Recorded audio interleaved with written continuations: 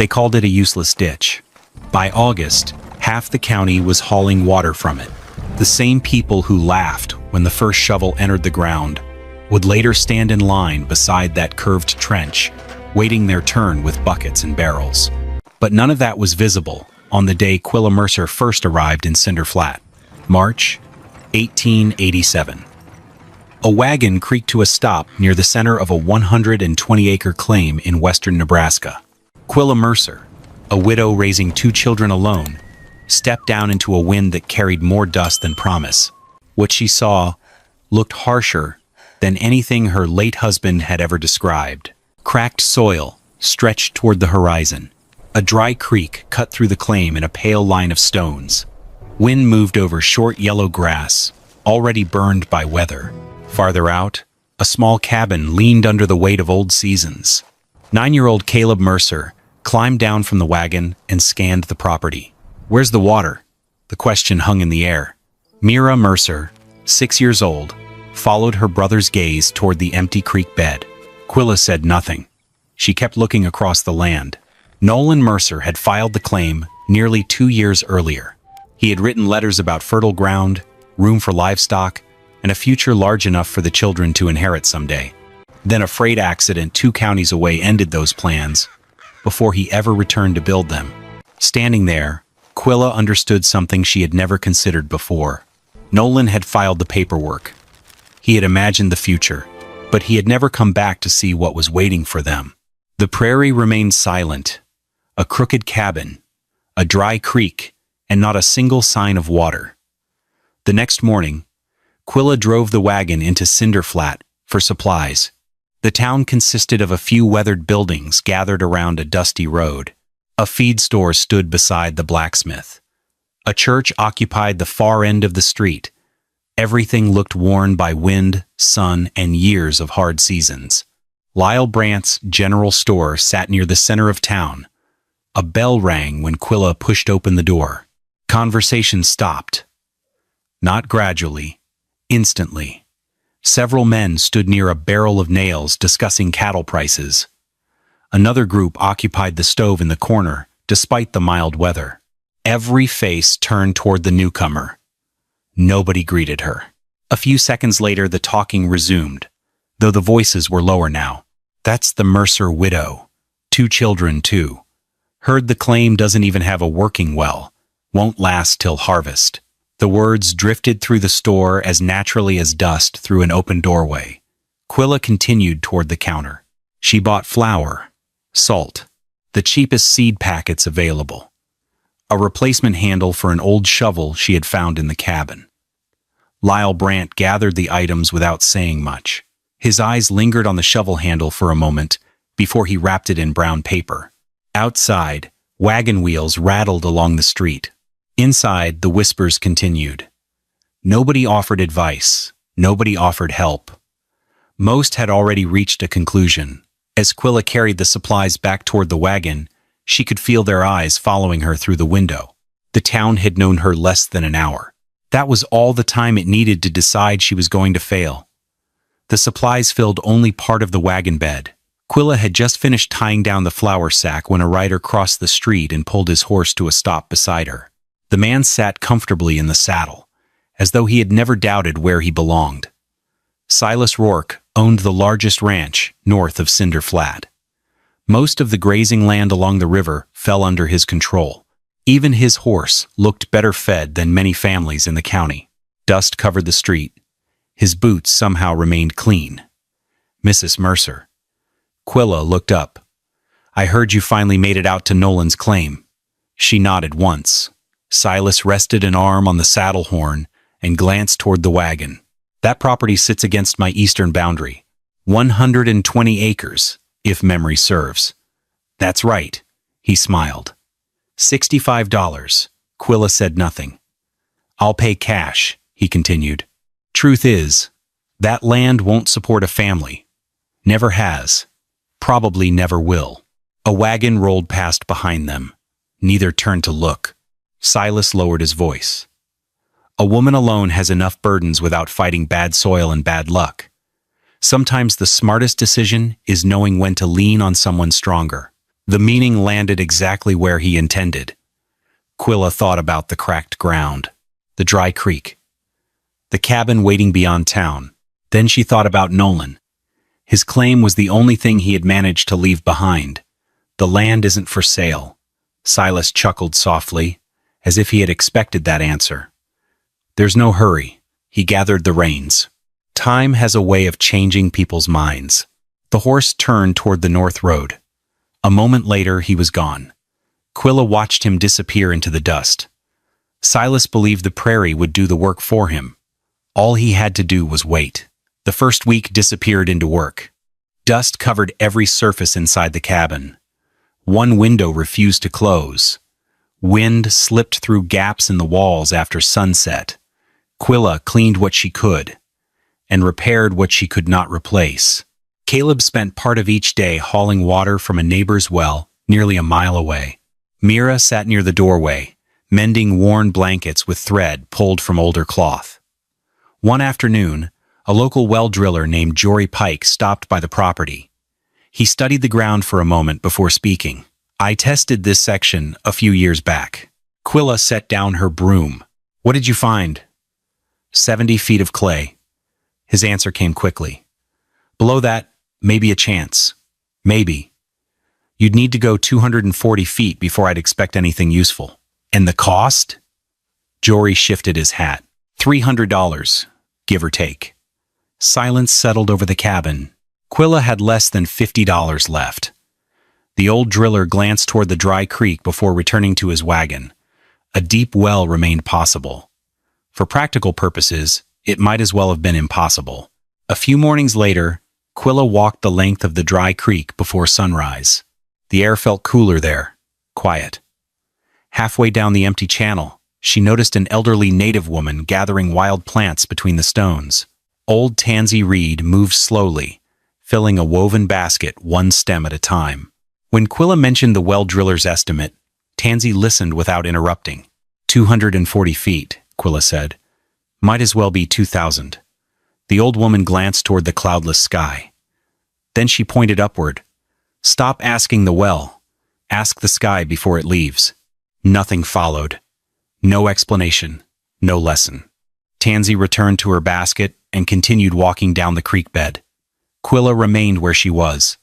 The words sounded simple, yet they stayed with her long after the old woman disappeared around the bend. That night, wind rattled the loose window frame long after the children had fallen asleep. Quilla sat beside a lantern and opened the wooden chest Nolan had brought west years earlier. Most of its contents were ordinary. Old shirts, worn gloves, a few folded papers. Near the bottom, hidden beneath a stack of clothing, she found a small notebook wrapped in faded cloth. The cover carried a name she recognized. Elspeth Quinn, her great-grandmother. The pages were filled with observations from dry country farming. Some entries described regions where rain arrived only a few times each season. Others showed rough sketches of curved trenches cut across hillsides instead of running downhill. One passage appeared heavily underlined. Rain belongs to the prepared. Quilla read it once, then again. Several pages later, Elspeth explained why those trenches mattered. Water moved quickly across hard ground. Most of it disappeared before the soil could absorb it. The solution was not finding more rain. The solution was slowing the rain that already fell. The lantern flame flickered. For the first time since arriving in Cinder Flat, Quilla felt something besides worry. Maybe the land did receive enough water. Maybe it simply never kept it long enough. For the next several mornings, Quilla left the cabin before sunrise. Instead of carrying tools, she carried wooden stakes, a length of string, and the notebook. She walked every corner of the claim. At first, the ground looked flat. After a while, small differences began to appear. The eastern section sat slightly higher than the western edge. Not much, roughly 28 inches by her measurements. More important, the evidence of old storms remained visible in the soil. Whenever rain had fallen, muddy water followed the same path across the property before disappearing beyond the creek. Quilla drove stakes into the ground. A line appeared, then another. Strings stretched between them. Slowly, a pattern emerged. The marks curved across the landscape instead of running downhill. Caleb watched from a distance, before finally asking what she was doing. "Learning," she said. That answer was closer to the truth than anything else.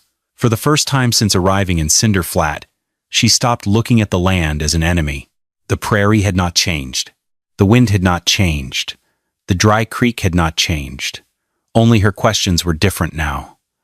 A few days later, the outline of a plan existed where confusion had once stood. Planting season was already underway across the county. Every wagon passing the property carried seed. Every neighbor was racing spring. Quilla understood the risk better than anyone. If she planted immediately, the crops might never survive the summer heat. If she started digging, valuable weeks would disappear. The choice offered no guarantee.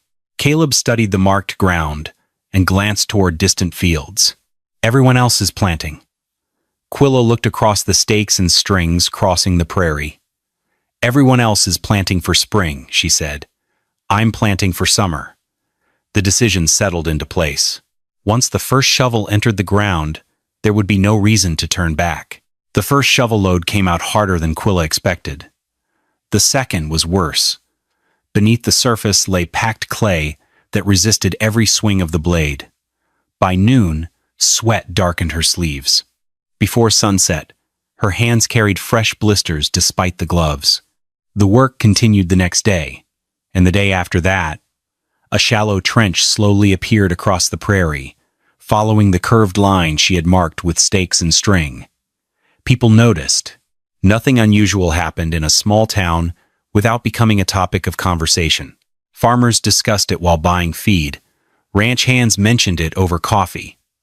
Children pointed toward the Mercer claim whenever wagons passed along the road. Before long, the trench had acquired a name. Some called it the Widow's Ditch.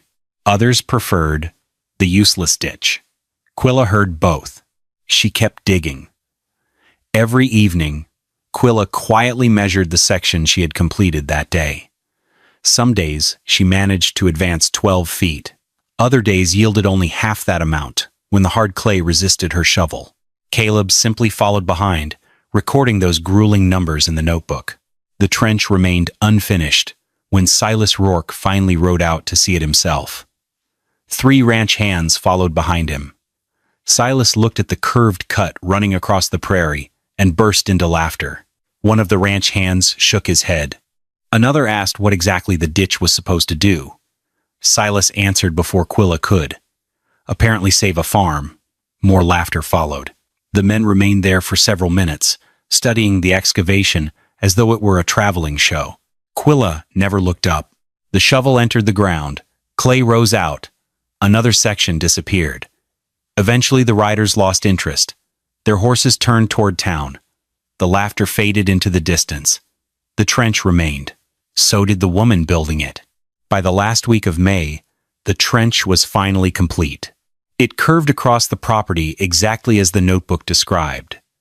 Soil from the excavation formed a low berm along the downhill side. From a distance, the project looked almost finished. Then dark clouds rolled over Cinder Flat late one afternoon. Wind pushed across the prairie. A steady shower followed. By midnight, water drummed against the cabin roof. The storm continued through the next day and into the night beyond. For the first time since arriving on the claim, Quilla felt a cautious sense of relief. The sky had finally delivered what the land needed. Early the following morning, she walked out to inspect the ditch. At first, everything looked promising. Water filled long sections of the trench. The berm held. Mud glistened beneath the gray light. Then she reached the western end. Part of the berm had collapsed. A concentrated stream had punched through the downhill side and carved a narrow channel beyond it. Several yards of earth had washed away. Caleb stopped beside her. Did it fail? Quilla didn't answer immediately.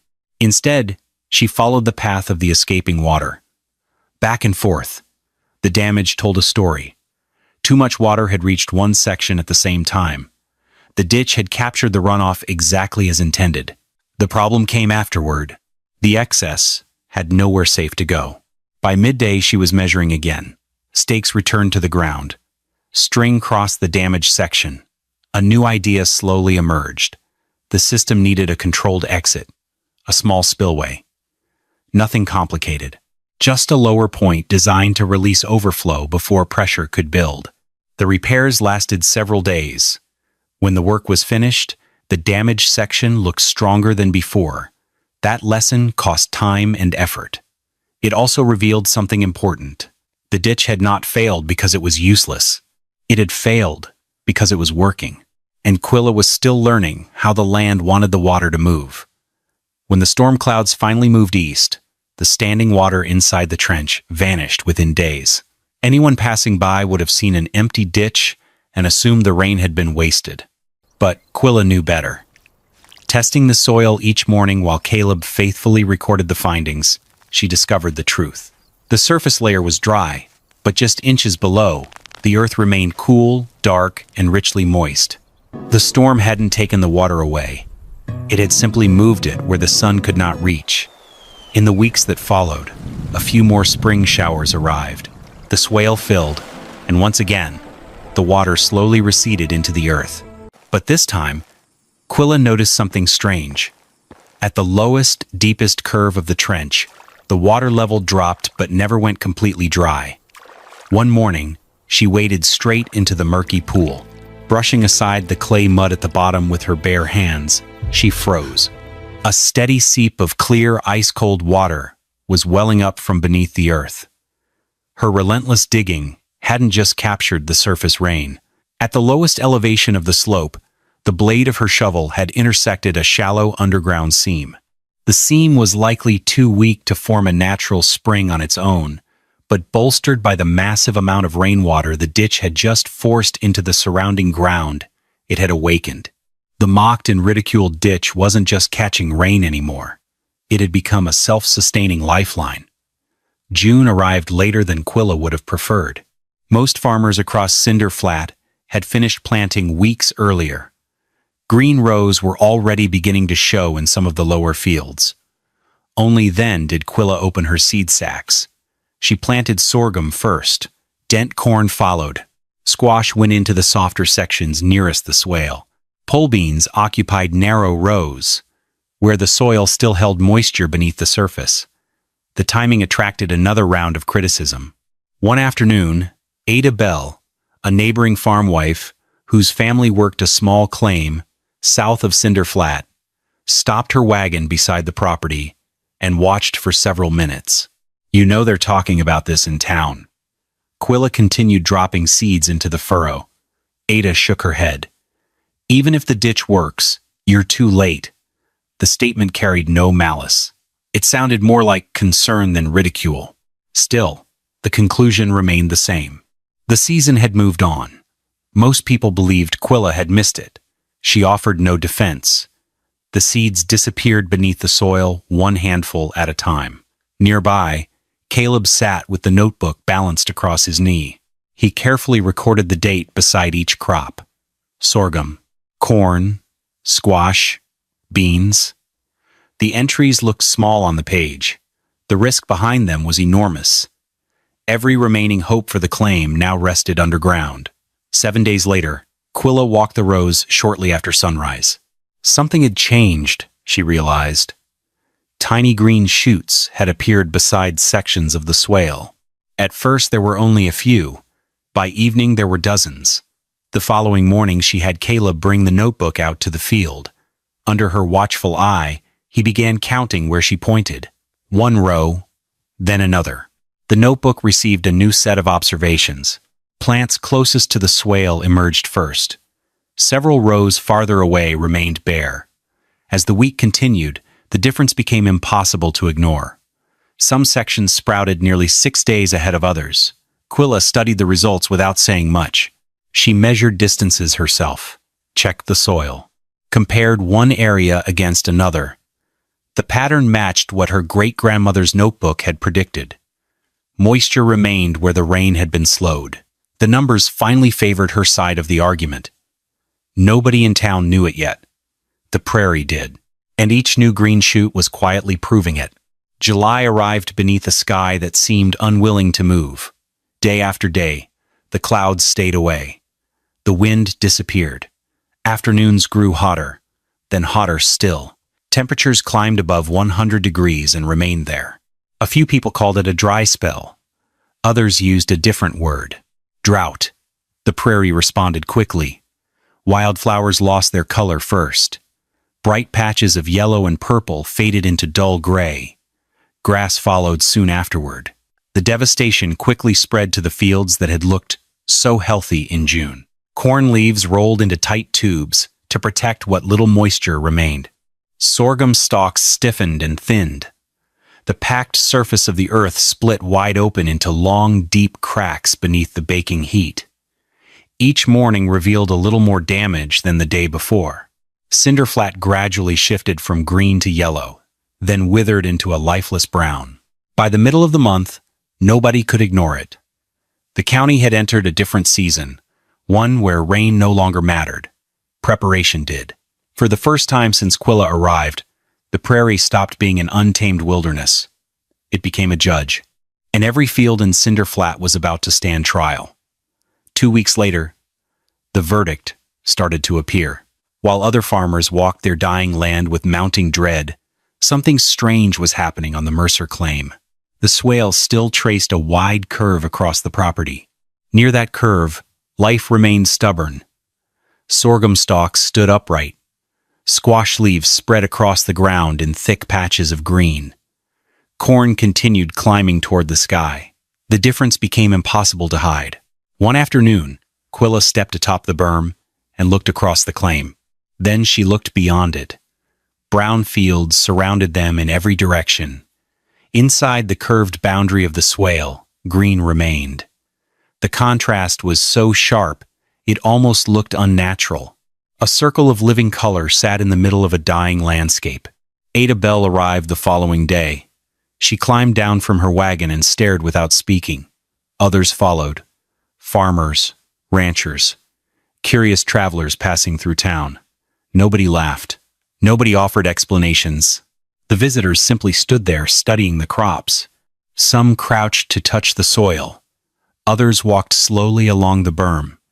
The ground beneath their boots felt cooler than expected. Questions filled the silence. Answers were harder to find. Quilla said very little. She didn't need to. The prairie was speaking for her now, and every surviving plant added another line to the testimony. Silas Rourke returned before the month was over. The change was noticeable long before he reached the house. His horse looked thinner. Dust coated the shoulders of his jacket. Even the confidence that usually rode ahead of him seemed diminished. He stopped near the swale and remained Sen, studying the green crops stretching along its curve. His eyes locked on the pool of clear water glinting in the lowest section of the trench. The laughter was gone. So how does it work? The question surprised Quilla enough to look up from the field. Silas had spent months mocking the ditch. Now, he wanted an explanation.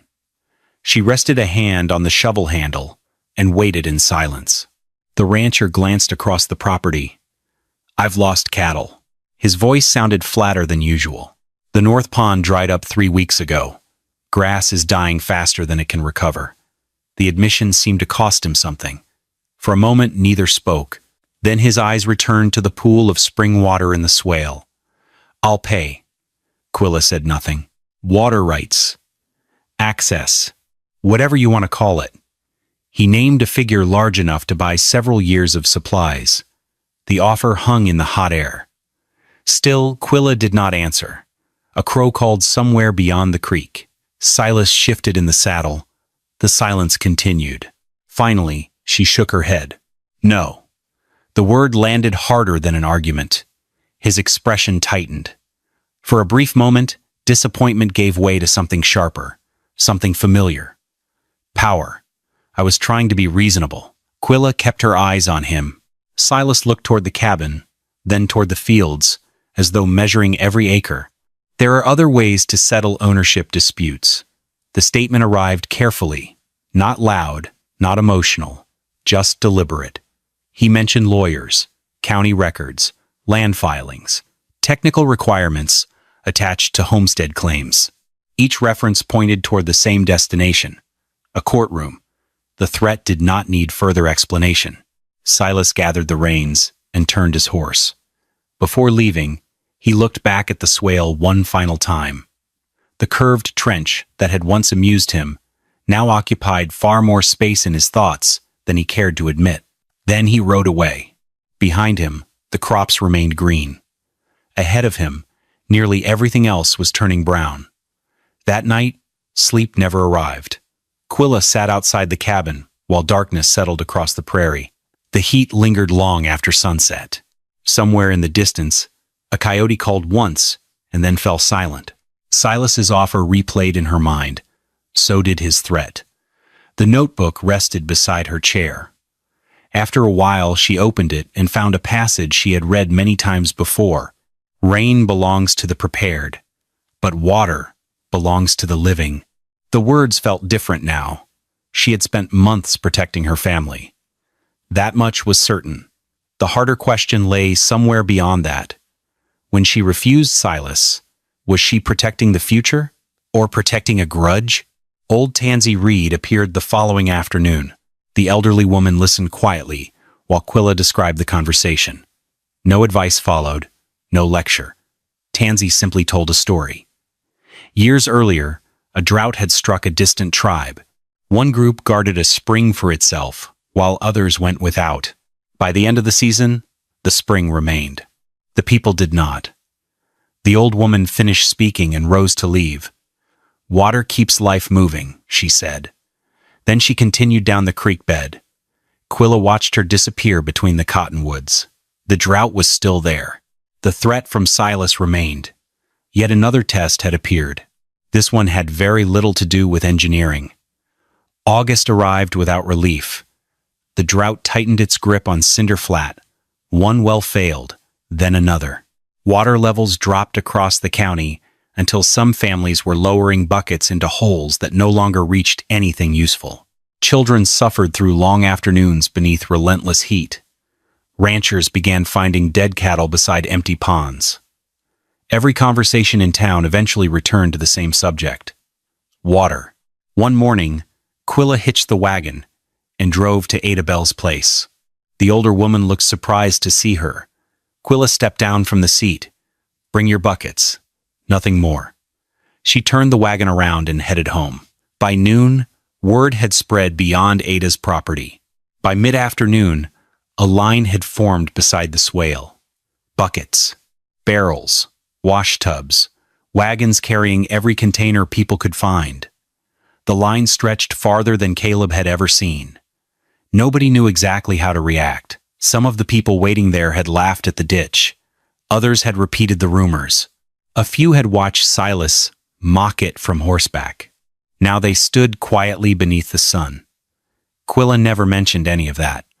She directed people toward the lowest section of the swale, where the underground seam steadily pushed up its cool, clear water.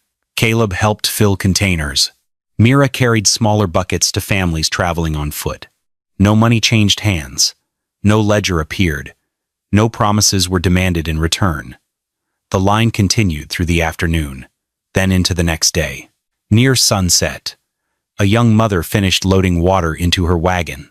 A small boy sat beside her beneath a blanket stretched for shade. As she climbed into the seat, she suddenly stopped. For a moment, she couldn't speak.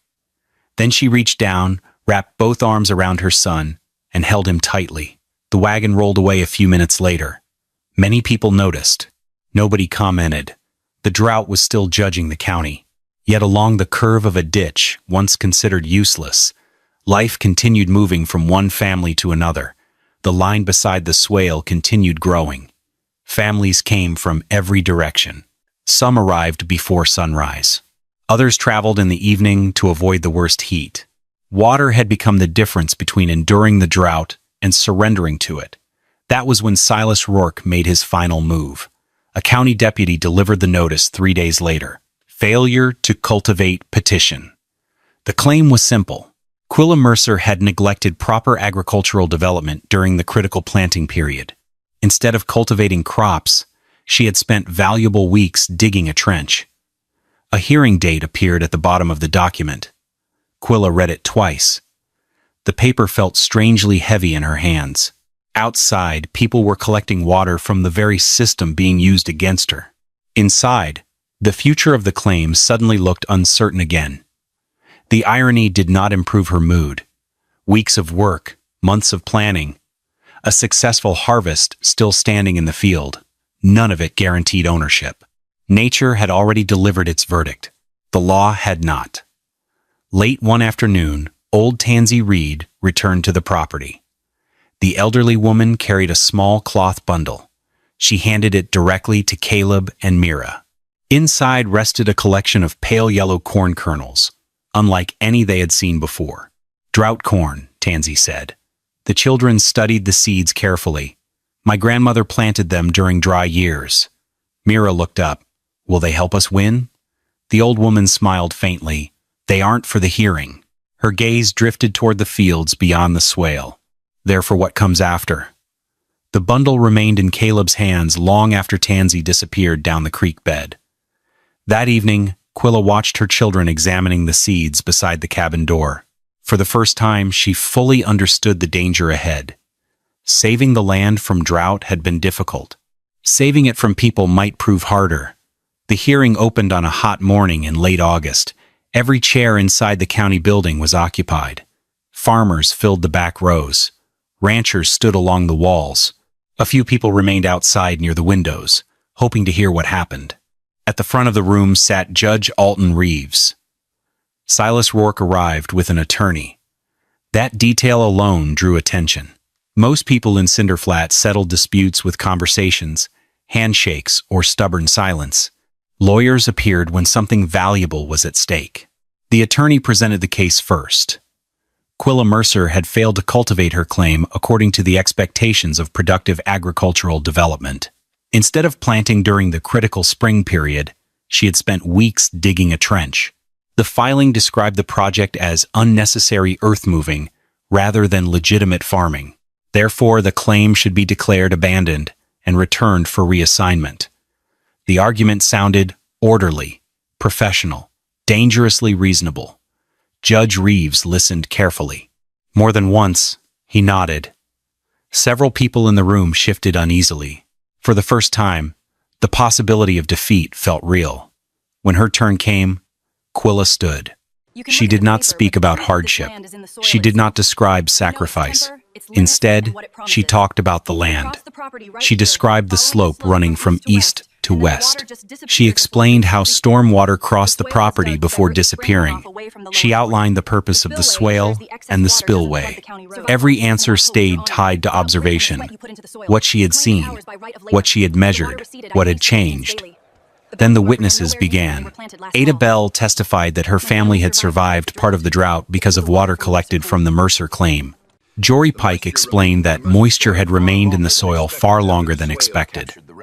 During decades of drilling wells and studying local ground conditions, he had never observed anything quite like it. Lyle Brandt confirmed that Quilla had been purchasing tools, seed, and materials for land improvement from the beginning. Reverend Amos Vale stated that nobody seeking water had been turned away. Marshal Creed Hask followed with a simple fact. Dozens of families had collected water there. The testimony carried weight. Still, Judge Reeves remained cautious. Human stories mattered. The law required evidence. Silence settled over the room. Then Caleb Mercer rose from his seat. The notebook looked small in his hands. He carried it to the front and placed it on the judge's desk. Inside were months of entries. Rainfall dates. Water levels inside the swale. Infiltration times. Soil condition. Sprouting records. Comparisons between different sections of the field. Page after page. Observation after observation. Nothing dramatic. Nothing exaggerated. Just measurements. Judge Reeves opened the notebook. The room grew quiet enough to hear paper turning. And for the first time that morning, the direction of the hearing began to change. Judge Alton Reeves spent a long time poring over the pages inside. He carefully compared Caleb's entries against the witness testimony. Then, his attention shifted to the harvest records and signed affidavits that several neighboring farmers had submitted as evidence. One field after another showed the same story.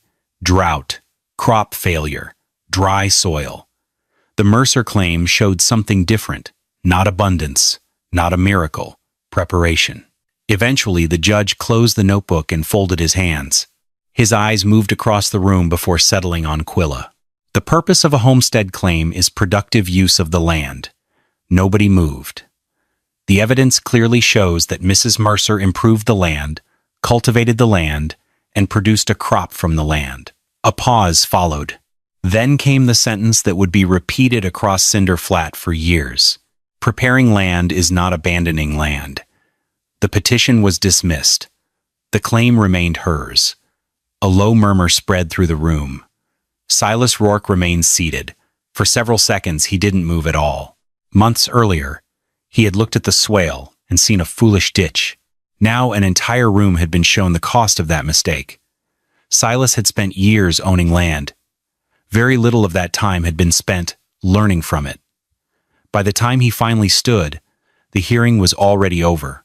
Nobody stopped him as he walked out the door. Outside, autumn arrived quietly. The first rain came a few weeks later. Nothing dramatic, just a steady shower moving across the prairie, yet something had changed. Throughout Cinder Flat, fresh lines appeared on the landscape, curved trenches, new berms, recently disturbed earth. Farmers who once laughed had begun digging their own swales. Nobody called them Quilla's ditches. Nobody called them useless ditches. The arguments had ended. The evidence remained. Years passed. Caleb Mercer grew into a man. Mira kept the old notebook wrapped in cloth beside her own collection of records. The original swale still crossed the property. Its curve looked softer now, shaped by weather and time. One spring afternoon, Quilla stood on the berm where the project had begun. Rainwater moved slowly through the channel. Part soaked into the ground. Part continued toward the spillway, exactly as it had been designed to do. Beyond the claim, similar curves stretched across distant fields. Some belonged to families she knew.